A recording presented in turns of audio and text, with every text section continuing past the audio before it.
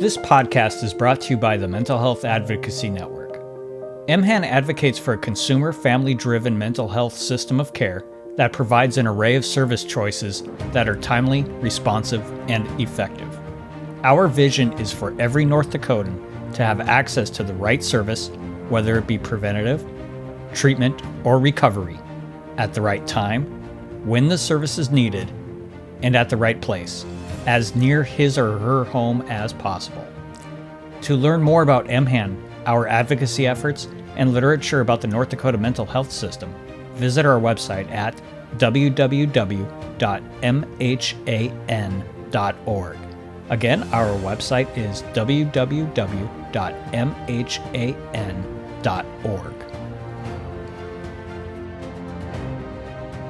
Well, I would like to welcome back Dr. Etherington to the Mental Health Advocacy Network podcast. Dr. Etherington is the Chief Clinics Officer for the Human Service Centers.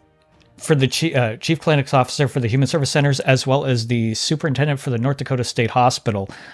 We had her on our first episode talking about the current conditions of the North Dakota State Hospital and the need for a new facility. And we're hoping that that discussion has moved forward to more of a consensus on the need for a new state hospital. And we liked having our first discussion so much that we invited her back again to talk about another important issue for the North Dakota mental health system. And that's the crisis response system in the state of North Dakota. So welcome back to the podcast, Dr. Etherington, and we love having you to visit with us. Thank you very much. Glad to be here. So nice. We had her twice, and that's really exciting. So what I love about this topic is that I think a lot of people don't think about it on a regular basis. That's really where I think, mental health and then crisis situations. They're the most extreme, and we don't, out of sight, out of mind at some points. But I think before we get into how we handle crisis and how sort of this whole structure and the system is worked around, I think a working definition, if you will, or a few working definitions of mental health, I think would be useful for kind of the start of the sort of the topic of conversation. So I'm hoping maybe you can give some clarity to what's the federal definition of mental illness and sort of emotional disturbance. I think that might give us some clarity as we kind of work through the podcast today. Absolutely. So I'd like to actually just frame it as serious mental illness or serious emotional disturbance, what is coined at a federal level as SMI or SED. And a serious mental illness or serious emotional disturbance is really just a mental, behavioral, or an emotional disorder resulting in serious impairment of function, right? And limiting or interfering with major life activities. Now, that's a lot of words that don't necessarily say much. And so what it really means is that if somebody has a mental illness, right, defined again, behaviorally, emotionally, or mental, that seriously impairs with their everyday being. So 1 in 4 people may have a mental illness, but it may not be so serious that it interferes with their capacity to get up, to go to work, to keep that job, to interact with family, and to interact in social ways and be part of community. Serious mental illness or serious emotional disturbance does, in fact, interfere with one or more of those major activities. And Dr. Etherington, am I right to understand, too, that people throughout the United States look at severe mental illness in slightly different ways depending on how old you are? So absolutely. So because as a youth, for example, then youth are never labeled as seriously mentally ill. So they may be identified as having a serious emotional disturbance or an emotional disturbance, when in fact they may have a diagnosable mental illness, but it is coined or it is identified in school systems or other systems as serious emotional distress. So if I'm waking up every day, right? So and I might have an example of sort of some mental illness. What are some types of mental illness that I can still functional waking up every day? What sort of a functional word? I love that term because I think it gives a sense of inclusivity and say, look, we're all we all have some need for some help. What sort of things can I recognize in my own world that might be a mental illness that I can still function every single day? Absolutely. I think depression is probably the easiest example to discuss, right? So any one of us during our lifetime may experience a depressive episode. We may experience a period of time of depression where we have a sad mood, where we think about suicide, where we might really have a hard time even getting up, but nevertheless, we do so, right? But we might be tired all the time. We might have some physical symptoms because of it, but yet we continue to go to work in spite of being tired, continue to go to work in spite of being sad, right? If the depression gets so severe that literally physically, I do not have the capacity to get out of bed, to get myself ready, to get myself to work, then we are talking about that series of depression entering into a serious depressive episode or a serious mental illness. Mm-hmm. And there is that continuum. And as you said, any one of us may experience it at any time. Some of it may be not so severe, or it may develop over time into a very severe illness.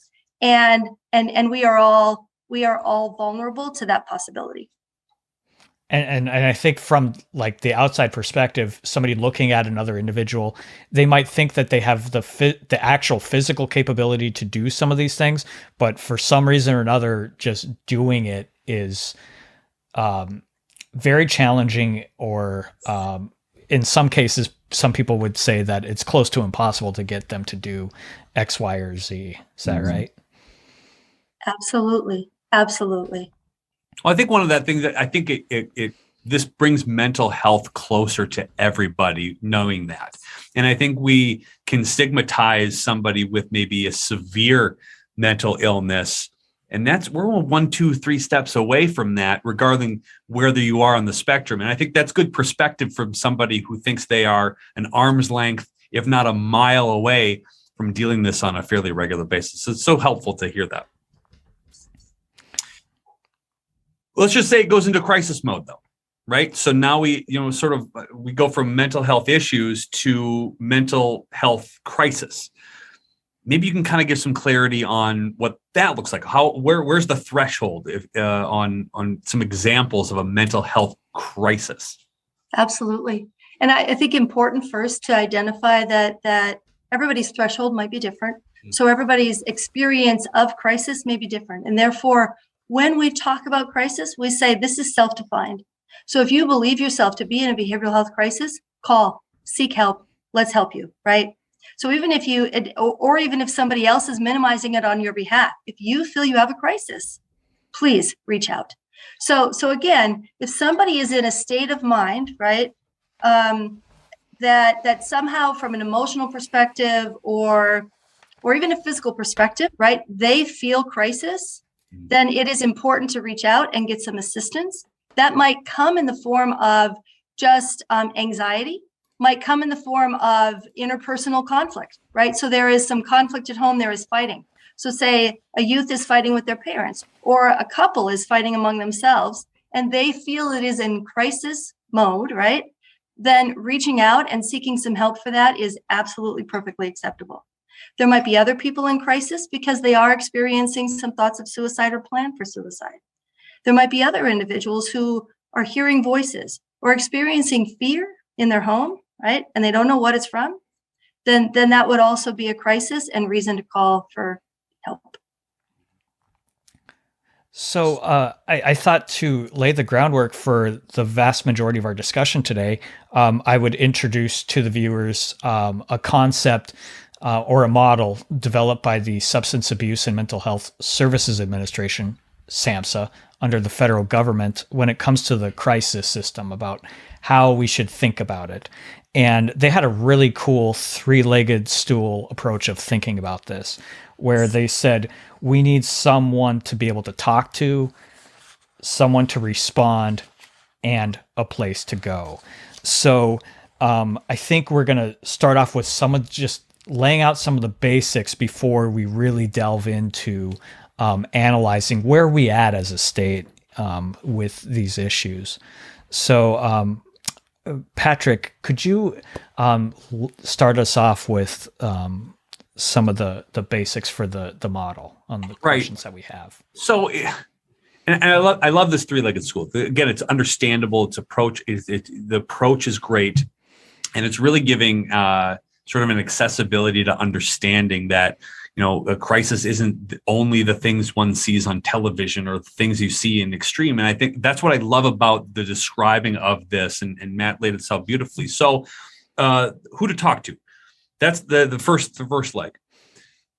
Where do we call? Is there a place to call? Is there a place to get face to face? How do we get that first step on finding someone to talk to? Absolutely. So there are several ways for it to occur. The most important, I think, to start with would be 211. So it's a very simple number to remember, 211, right?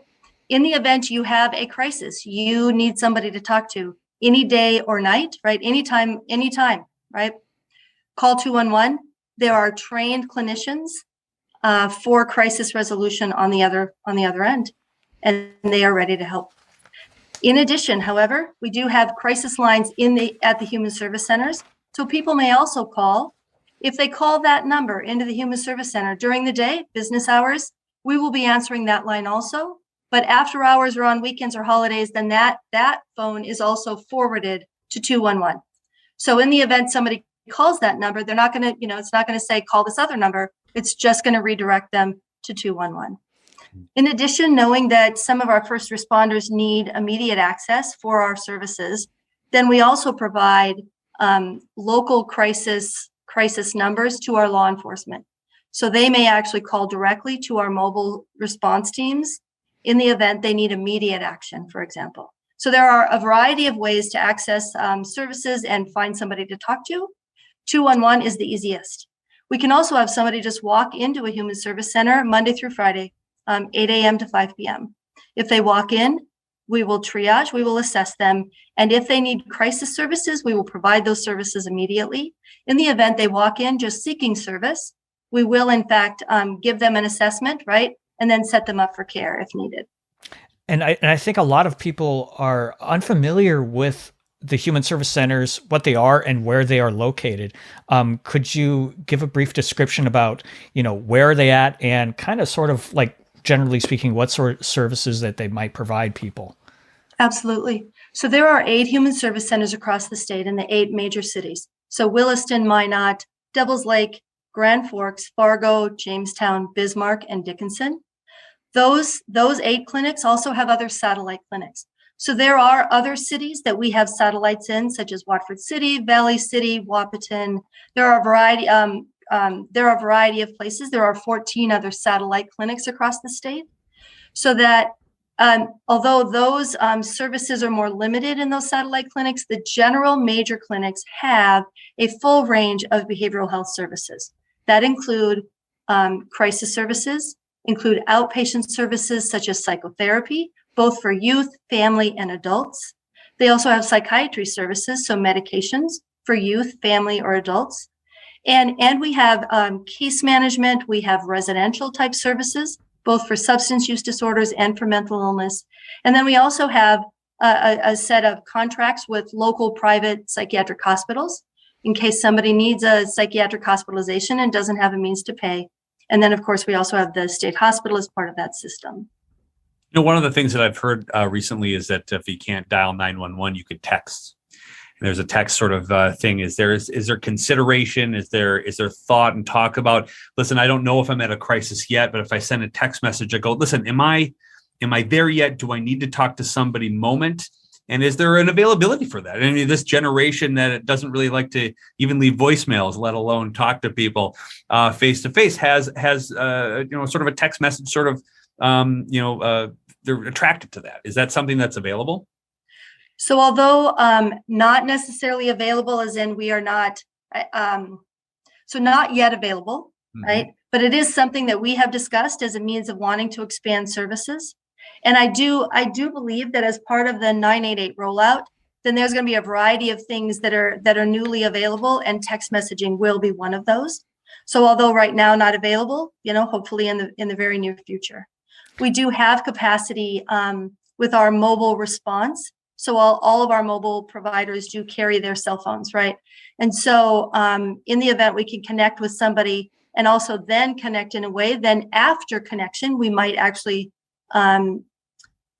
provide them that number so they could in fact text back and forth, and we can do some check-ins and make sure they're okay. We also have telehealth capacity, so we can connect to people in their homes or in emergency rooms in that way also. So the technology is improving, and we hope to improve it further. Dr. Etherington, you just mentioned 988, and that's kind of a big national story. Could you give some background on what 988 is going to be and how North Dakota is thinking about approaching 988? So absolutely. And I need to preface this with saying I probably know only a little bit about what it may do, but I know at a national level, legislation is passed to then create a number 988 to be used nationwide as a simpler means of accessing crisis services in the behavioral health world, no differently than 911 exists across the nation, to make sure that people get their medical emergencies taken care of, right? Quickly, swiftly. So with the adoption of 988 will come the expectation that we have it available in our state. How that is rolled out, how we will interface that with 911 is yet to be known, although there is a group of individuals working on that right now. That's perfect. So we got the first leg of the stool, right? It's like, do we have a place to call? Do we have some place of contact to go? The second is like, who is that person? Who's on the other line? I think sometimes we get, is it a robot? Is it one of those call center things? So please press 1, and then you try to find your way around those things. I'm wondering, what does that look like from like a general overview on, do we have someone to respond to the inquiries, either 211 or 988? When we do have a crisis and we get them on the phone, now what? Who's on the other end of that? So the good news is it's not a robot, and it's not an answering machine. It's a real person trained in crisis response, right? Trained also in risk assessment. So that person is a trained clinician to be able to really talk openly, honestly with that individual and put them at ease, right? And help understand their crisis. And if possible, help resolve that crisis on the phone. And in the event not resolved, that trained person is also equipped in mobilizing the mobile response so that our other clinicians can go out in person to also offer support. So you kind of mentioned that here's what it looks like when you're calling into 211 and you need a crisis response. So who are the people that are actually going to be responding to those mental health crises? So there are those trained clinicians on the phone. And then in the event the crisis is not resolved and they mobilize our crisis response teams, then those individuals are licensed clinicians, also trained in risk assessment, trained in crisis resolution, trained in crisis psychotherapy, that would go out for an in-person response to that crisis, with hope, again, of resolving that crisis at the lowest possible level of intervention and making law enforcement response or even unnecessary hospital avoidable. So are these the things that are called mobile crisis teams? Yes. And so why do mobile crisis teams exist, and why are they important in a crisis response system? So we know from other states who have mobilized a robust system years ago that the majority of crises may be resolved by phone. Maybe even up to 80% of them are resolved by a crisis line. However, there is that 20% that don't get resolution. And it's very, very important to have a next level response. And the mobile crisis service is that next level response so that those individuals can go to that person wherever they are to provide an in-person intervention, because if the phone intervention didn't work, then potentially the in-person intervention will. Or in the event there isn't resolution, then from a safety perspective, we make sure that the person gets a safe response. And that sometimes might mean a crisis stabilization facility or hospitalization to protect that person's life. What does it look like? What sort of crisis that would involve that 20%, that sort of more rare than anything case that you would have this mobile crisis response team sort of execute? And is this like an immediate thing, or is it wait a couple hours, wait a couple of minutes? Like, what does that look like? I almost imagine kind of like a fire pole and it's out the door in the front. Like, do you do it a fire truck and that kind of thing? What does that look like? How does that feel when you get to that next level of need to get that face-to-face intervention or that crisis response? So this is where it gets very complicated in a state like North Dakota, and we are very rural, right?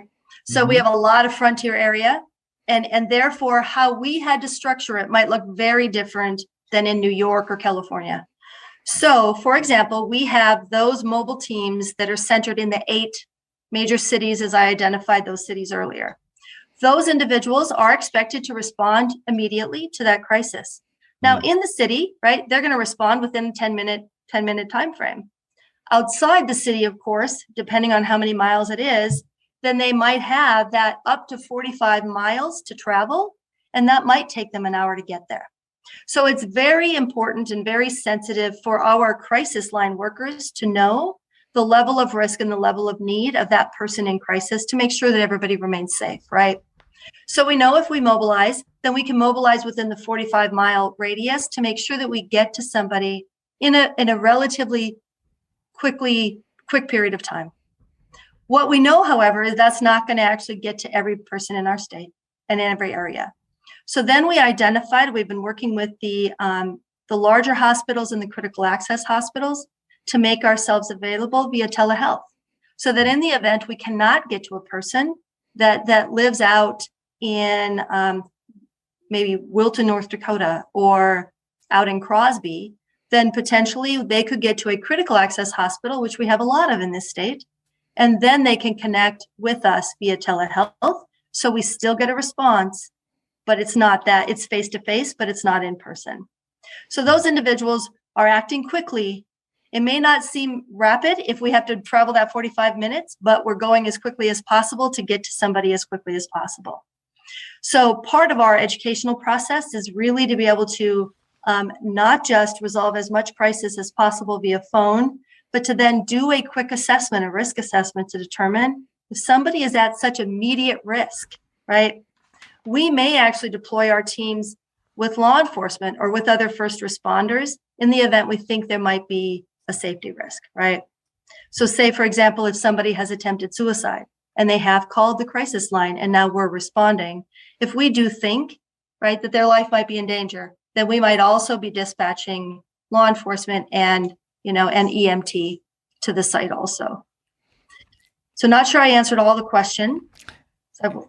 Yeah, I think you hit on it. A lot of it could deal with attempted suicide or risk of suicide. Is that a lot of the response?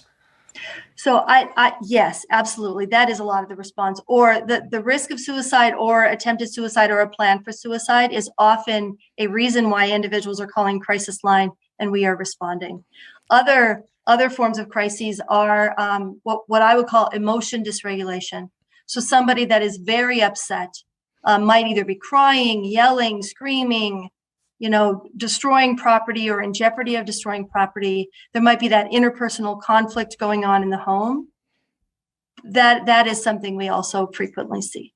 And I know we've got 8 cities that we have these sort of based out of, but how many individuals are involved with the crisis response team statewide? That'd be a fascinating number. Or teams too. How many teams we've got? Yeah, how many teams and yeah. Correct. So I'm going to apologize because I'm not going to know the exact number. And it is probably more than 40 or 50 total staff. Because if you consider the fact that we are 24/7 available, then we are talking about team in the days, team in the evenings, team at night, and then backup teams for when people are on vacation, when they are sick, right, or when positions are vacant. So we have a system already designed for who is actually on deck for mobile service, but we also have backups for that in the event. For example, we have somebody deploying, they're going out a 45-mile radius. We got to make sure that somebody remains in the city, right? So there's that backup. So we have this on-call list for people to be called in the event, of course, that other person is deployed. So it is a lot of individuals, some of whom are dedicated to our crisis teams, right, full-time. And then there are other staff who are general clinicians in our system providing outpatient services, but are also part of our crisis response if we need them. And I saw in the document from SAMHSA, they were kind of looking at utilizing peer support staff as part of the team. Has that been a point of discussion in the state of North Dakota? So yes, it has. And we do have at the moment some employed crisis, apologies. I'm thinking too much like crisis workers, right? So our peer support specialists, and they are available to respond with our teams for crisis. They are also providing some services into our crisis stabilization facilities. So some peer support services there, and it's working beautifully. And we would surely like to expand that. And just so the audience is aware, peer support specialists are people that have lived experience as somebody living with a behavioral health condition. So those folks are seen as trusted sources of information and mentorship by people that are dealing with a behavioral health condition. And we've got a place to call. We've got somebody behind that phone. We've got a crisis response team. We know kind of who they are. And that third leg of the stool, which is so critical to hear, is do we have somewhere to go? And maybe we can talk a little bit about that, what that looks like on where, if this gets to a crisis. You kind of alluded to this a little bit. If they can make it to a place, they can get some intervention or they can get some crisis response. But where do you go? Where's the places that people go if this elevates to a crisis in mental health here in the state of North Dakota? So there is a place to go in the event you need intervention, and then there might also be a place to go if you need to stay somewhere for safety. So if somebody walks into a human service center in crisis, then we are going to see them immediately and provide an intervention. Some individuals walk into the emergency department. So we have actually started a pilot with our emergency departments to make sure that in the event they're doing assessment on site and they believe that an intervention could be accomplished, could be successful in lieu of a hospital, then we are going to the emergency rooms to actually see people face to face and resolve crises. We've also asked that for our critical access hospitals, for example, in our rural areas, if an individual walks in a crisis, then those emergency departments are not generally equipped with psychiatry or anybody else to make that full assessment. So then we're asking to connect via telehealth so that we can make that assessment and crisis intervention, and then make decisions in the event crisis is not resolved. What is that next step, right? Where is the handoff? So then we make decisions if a handoff is necessary. If a psychiatric hospitalization isn't necessary, but a crisis stabilization facility would be sufficient, then we do that warm handoff to that facility to make sure that person gets into a bed. Those crisis stabilization facilities are also now receiving centers. What I mean by that is law enforcement may bring an individual in crisis and drop them off. And we will do that assessment there on site. We will make crisis intervention. And in the event crisis is not resolved and that individual stays for a period of time, they can now stay for a period of hours. They could stay for a period of days. So they don't necessarily need to inhabit a bed, but if in fact they're going to stay, then we will admit them to the residential facility and let them stay. So it's kind of a range of services now within those crisis stabilization centers, which is very exciting. So of the 8 that exist, and again, the 8 exist in all of those cities, 6 of those 8 are now fully equipped to do what we call sit, stand, lay. So they have a separate area for law enforcement drop-off. They have a separate area so that we may bring in individuals in, we may assess them, do interventions, do observations, and then the separate area for them, if they go into the residential center, then we essentially open the door and they go over to the other side. So 6 of our 8 are functioning in that way. 2 of our facilities are not yet fully equipped because we're still on waiting lists to get construction. So COVID has really interrupted some of our renovation activities, and it's been way longer, like a year and a half longer than what we had expected to get all that done. And Dr. Etherington, are these crisis stabilization and receiving services, are they kind of known in professional communities or in the public as crisis beds? Yes. Some people call them crisis beds. Some people call them CRU. Some people call them crisis residential units. But yes, all of those are the same things. And so you mentioned there's 6 of 8 with 8 planned, 2 trying to be constructed. What populations are these CRUs, crisis beds, or stabilization areas? What kind of populations are they serving? Are they serving people of all ages, or are they for specific populations?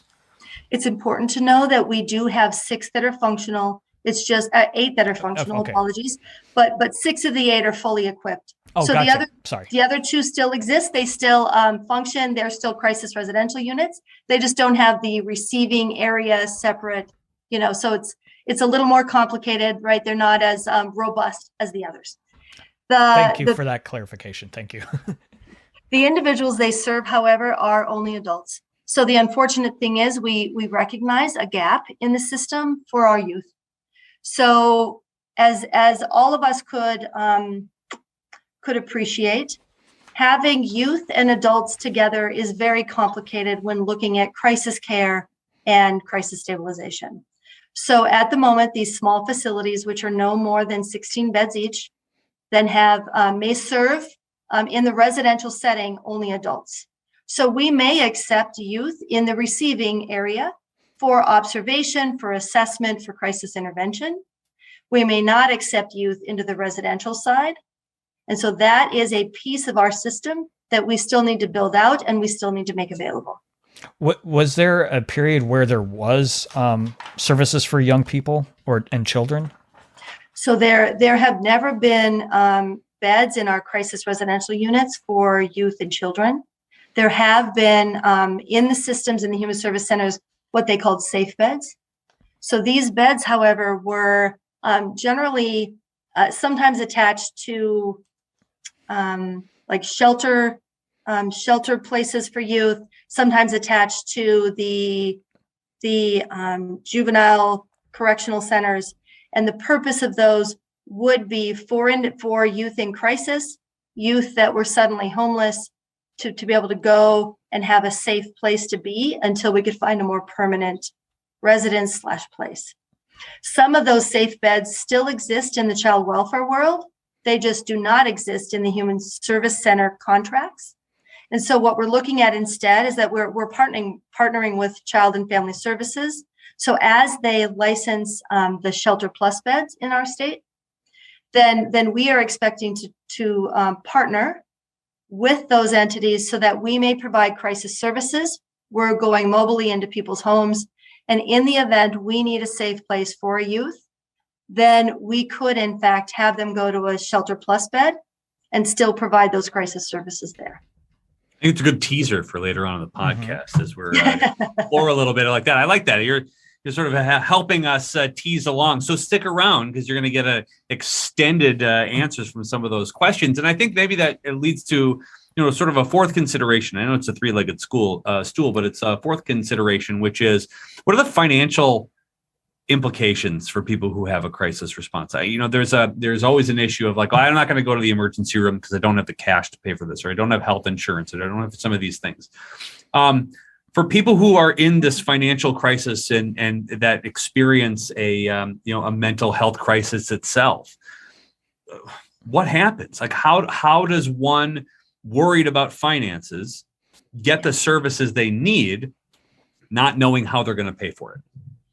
So our crisis line services and our mobile crisis response is free of charge to anybody who uses it. So individuals that do in fact call the crisis line or we go out in a mobile crisis service, we will not charge them for that service. Okay, so it is free.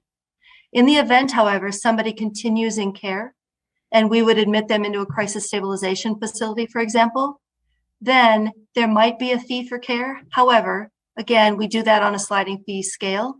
So in the event somebody does not have the ability to pay, then through that sliding fee scale, that fee goes to zero, right? So it's from zero, all the way up to maybe a couple dollars or $100 or whatever that person has capacity for. And so very helpful to know that if somebody doesn't have a means to pay, then they will not pay. We will bill insurance if somebody has insurance for those services, for example, and if a person continues on for crisis psychotherapy. So say, for example, we resolve that immediate crisis, but now we're going to do a period of 6 sessions for crisis psychotherapy, then that would also flip over into a reimbursable service or a billable service, but again, on a sliding fee scale. And so if somebody does not have the ability to pay, they can get that for free. Are there any limitations on who could access those safe bed services if that individual medically would need them? I heard from some people that, in the past, it might have been a requirement for you to have been already receiving services through the Human Service Center. How is that working? So that service is now available to any North Dakota resident. Right? So it no longer is there a requirement that they have to be a client of the Human Service Center. So they can be an absolute stranger to any of us, and we will do a crisis intervention. In the event they need crisis stabilization, they may also have that service, and they may go into those beds. It's also important to know that again, sliding fee scale, right? We're going to make sure that people only pay for what services they can afford, and that the crisis line and the mobile crisis services are free. And so this last question here for this segment that I have might be a little bit outside your realm, but maybe not. Some people are wondering, for those that normally do have difficulty paying for these kind of medical supports, are there any additional financial supports that are needed by people outside of what can be provided by the Department of Human Services? Is there a gap in what people can receive for supports that might need to be addressed? So if I understand the question correctly, sure. That I'm trying to think of, so I think we all know that although we have expanded community services in North Dakota, there are still gaps in service. So there's gaps in service, and there might also be gaps in people's capacity to access those services. Mm-hmm. So some of that might be that we have some insured and some not insured, some with ability to pay and some not. There are general funds that we have in certain available for community services, and that we facilitate individuals applying for those funds. So for example, there is an SUD voucher. So if somebody needs addiction services, they may access that voucher, and then that voucher will pay for service. There's also a community voucher also for other forms of services that are not covered under somebody's insurance, or if they don't have insurance. Nevertheless, in spite of those funds, we still recognize that there are gaps. So the Human Service Centers exist as outpatient clinics. We have many private providers around the state, both for outpatient services, residential, and hospital services. And yet, based on demand, likely not enough service to meet all demand. I think one of the most enlightening parts about this conversation, again, not knowing as much as YouTube for sure, but most people on sort of mental health and the crisis system itself is you don't need a pre-existing mental health issue to get a hold of somebody when you're in crisis. Mm-hmm. Number one. Number two, you don't have to worry about finances to get help. You can get it right away. And the accessibility that is built into this is really something to be, I think, applauded, in that no matter where you are in your own scale of mental health or mental health crisis, there is that access that you get, and that the thoughtful consideration that we were chatting through in this three-legged stool is so wonderful, where there are places to call, there are people on the other end, and there are places to go. And if you can't get to somebody will come to you, I think is a really wonderful thing to know you have access to here in the state of North Dakota. And again, I think as you're bringing it up from a gap standpoint, that's always an issue. There's gaps in every pieces of every little nick and cranny of government, but to be well thought out from as far as a crisis game plan. It is really remarkable to know that if you have an issue, if you think you're becoming in crisis, know that there's a place to go, and that there's going to be a lot of people who are really, really talented trying to take care of you when you do. Yes. And so now we're going to delve into the really fun stuff, which is really taking a look at where we are as a state in each of these three stools for either adults or children to be able to compare and contrast where everything's at. And this is the meat and potatoes of public policy work. So the first question that I have is, when it comes to the place to call our 211 and other services, the first question we had is, how is 211 working? How would you analyze its performance so far? Very good question. So I believe that they are performing well. However, we have had what I would call occasional dead spots. So we have received occasional complaints that they called 211 and the line was dropped or the call was dropped, right? So there are safeguards on their end to make sure calls are coming through, right? And to make sure that they answer each call. But there's also a log. And so their system is sophisticated enough to know from a log if calls were dropped for whatever reason, right? Connectivity issues, problems. I'm happy to say that is very infrequent, but it has occurred, right? So we monitor that regularly to make sure that that's not a problem. We also monitor to make sure that when people are calling 211, they don't just hear the line ring and ring and ring and it doesn't get answered. So they actually record how long it takes them to answer the call, which is fantastic, right? Because when people are in crisis, the last thing you want is for somebody to just call and the phone continues to ring, and you're going to lose patience very fast. And you're going to say, you know what, forget it. And you're going to hang up the phone. That's the last thing we want, because we want to make sure people are safe. So we have an expectation that they answer that relatively quickly. And so they have a system in place so that, again, if a crisis line worker is on the line, and it can roll to another crisis line worker and they can pick it up. We had planned for increase of volume, and over the last 12 months, then that call volume has already doubled. And we are expecting now, as we are looking at planning for a new budget, based again on the data from other states and how they saw the trajectory of the increase of services, then we are expecting that we will really need to increase their reimbursement for our future biennium, because we expect that call volume to continue to go up. And that call volume, I'm assuming, is increasing substantially, in large part because of the pandemic. One, the backlog of people holding off on addressing issues, and then two, the amount of strain that the pandemic is putting on people. Is that correct? I believe that is absolutely part of it, yes. The other part of the volume increase had to do with what I'd call our rolling go live. And so over a 1.5-year span, we put one center on and then another and another, to the point where about 6 months ago, then we had all of the human service centers on the call line.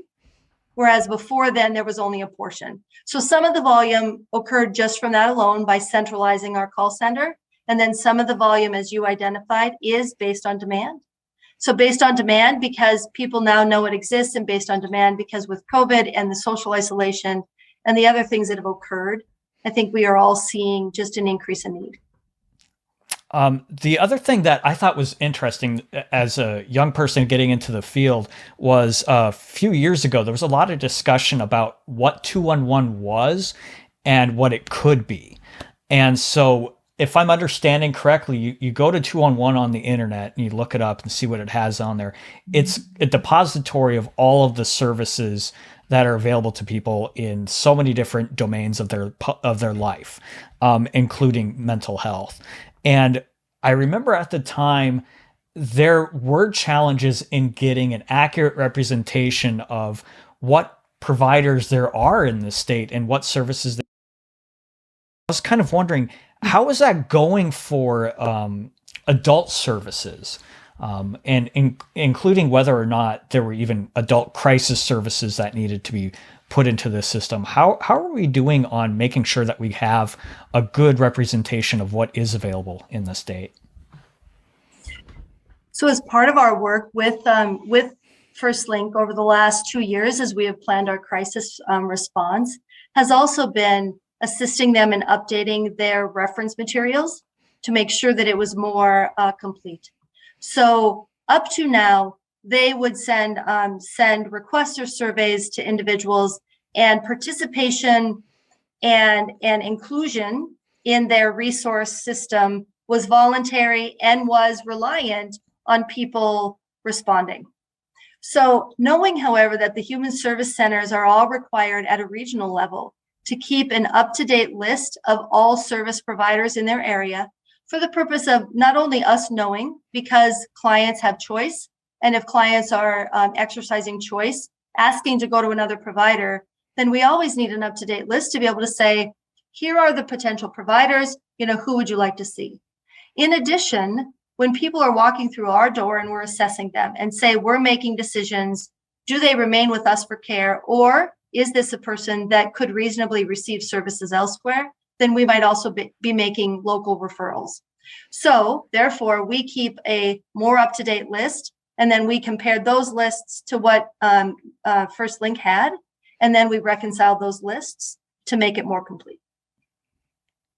I like keeping on the SWOT analysis of the crisis response team, because I think the logical how are we doing moment moves to the crisis team, right? So we kind of know where they're located, but are there stronger portions of the state? Are there weaker portions in the state? Giving the giant, you mentioned the dead zones. We've all driven down 94, and we know exactly where your Verizon wireless phone is going to drop. I'm assuming that that's the same for just generally 211. But are there mobile crisis teams that are more suited or better equipped in different parts of the state than there are in others? So our larger regions by far had a much easier time recruiting staff into our crisis line. So, for example, they employed people faster, they got them trained quicker, and therefore their teams were far more complete starting a year ago than our smaller regions, right? So our more rural regions did have a much harder time recruiting. We've had to offer up much more support into those spaces, not just by providing our staff from one region to another, but also a lot of telehealth services into those regions for when they could not recruit staff to be there in person. So, for example, in our Dickinson area, our Devils Lake area, we provide a lot of support into there with our licensed clinicians in Fargo, Bismarck, to those centers via telehealth. And their boots on the ground then are going to be those sometimes those licensed clinicians or credentialed clinicians that are going out in person and then connecting with our individuals with licenses and advanced degrees via telehealth in those larger regions. So yes, very complicated. Not all regions are what I would call equally ready. And yet we are much better poised as a state to offer up help to each other for those small regions from our large regions. And we have much better telehealth capacity now. I am very pleased with what we have implemented. And now we also have capacity if anybody walks into each one of our human service centers at any given time or day, depending on the volume of work or depending on how few staff we have, then we can connect them via telehealth too to make sure that anybody walking in can get a service. I think telehealth in North Dakota is the most no-brainer thing ever, especially comes in a crisis, not only from the geographical location, but from the weather. I don't know if you stepped outside recently, but when it's 40 below zero and there's a blizzard going on, that 45 miles in a blizzard turns into 4 hours. And even if, then you're risking the health of somebody who is trying to go and become a crisis, a mobile crisis unit is now risking health for their own safety. And so the idea of telehealth and the idea that we are increasingly accessible to technology in order to get that. This just seems like a natural move to the mobile crisis team able to facilitate over a Zoom call that we're all Yes. on all the time anyway. So this just seems to be a no-brainer, doesn't it? Agreed. Totally. So a question that I have is your awareness of the timeline that we are dealing with in the expansion of mobile crisis teams in the state of North Dakota. If I recall correctly, it wasn't that long ago where this was a very limited service. So could you expound a bit on, how long ago it was that this was a brand new concept, and then how much time we've had to get to where we are now? Absolutely. So if we go back 3 years ago, the only mobile services we had would have been in the geographic area of Fargo. That was it.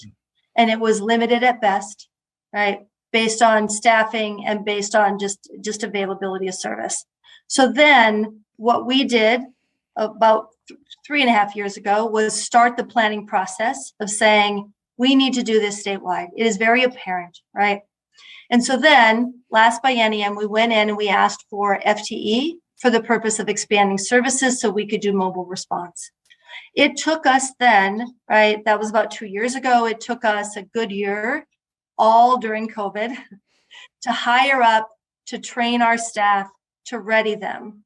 And knowing that it's really only been an approximate 6 months that we have had our mobile teams up and running, and some of them are more robust than others. So it's been a year's, we've had more than a year's worth of service in a couple of those regions because they stood up faster than others. And so Bismarck and Jamestown are two good examples. They stood up faster than others. But some of our other regions have really only been functioning over the last 6 months and have needed a lot of help from the rest of us to do so.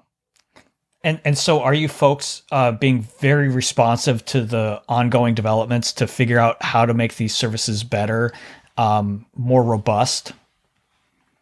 Yes. And so we recognize the first and foremost, the mileage barrier, right? So although we can respond within a certain radius, we also know that crises are not going to be confined to a 45-mile radius of our 8 major cities.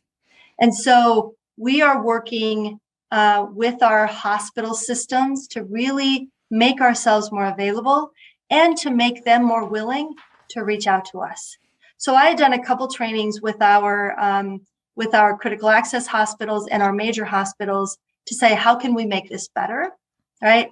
So, and then our major hospitals actually did some training to their emergency department staff of critical access hospitals to say, look, let's work together as partners so that we can minimize the volume of calls into the major hospitals, of walk-ins or of emergency department decisions, and instead use 211 and mobile crisis when possible. So although that's really work that's occurred only since November, I would say it's in its infancy. We have seen some improvement in calls. We've seen a volume uptick. I think that it's going to take us months for that to really take hold and for people to truly understand and to know that when they call, we're going to come, we're going to be there, we're going to be available. And if we can't be there in person, then we have the capacity to connect via telehealth. So to kind of button up this issue for the mobile crisis teams and we're talking in general, but the way I'm structuring this is to focus mostly on adults first before the children, is to wonder where do we go from here? What are the next steps in further developing these mobile crisis teams? Are there going to be some long-standing gaps that you folks are going to be attempting to deal with or ameliorate over the next, I don't know how many years? I think our next steps, we have a few next steps. So the first next step is to continue our work with our critical access hospitals and our emergency departments to make sure that they are accessing those services when needed and we're getting interventions to the people in need. So that's one. The other is the just the evaluation of the services to our crisis stabilization facilities and how do we make sure that those are known and accessible and that law enforcement in particular know that they can come anytime, right? Drop off, and we're going to make that as simple as possible for them. We also know that we are waiting for our Shelter Plus beds to get licensed, right? They're working on that now. And so we have far more limited capacity for our youth, and particularly if they need a place to go, than we have for adults, right? We have 95 crisis beds across our state. That's a lot for adults. We have very little to offer our youth in the form of a place to go at the moment. And we know that that needs to get in place, and that we then need to educate people and make it more available.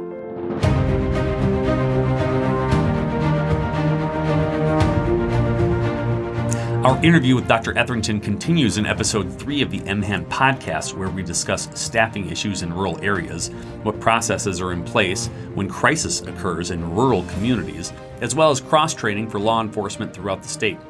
We also discuss managing crisis interventions with individuals with intellectual disabilities, an east-west divide for services, and a deep dive into how ready providers are for children in need of mental health services, the options available to them, and what responses the overall picture holds across North Dakota. All that and more in episode 3 of the MHAN podcast. This podcast is brought to you by the Mental Health Advocacy Network.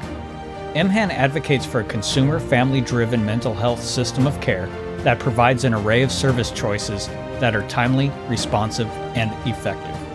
Our vision is for every North Dakotan to have access to the right service, whether it be preventative, treatment, or recovery, at the right time, when the service is needed, and at the right place, as near his or her home as possible. To learn more about MHAN, our advocacy efforts, and literature about the North Dakota mental health system, visit our website at www.mhan.org. Again, our website is www.mhan.org.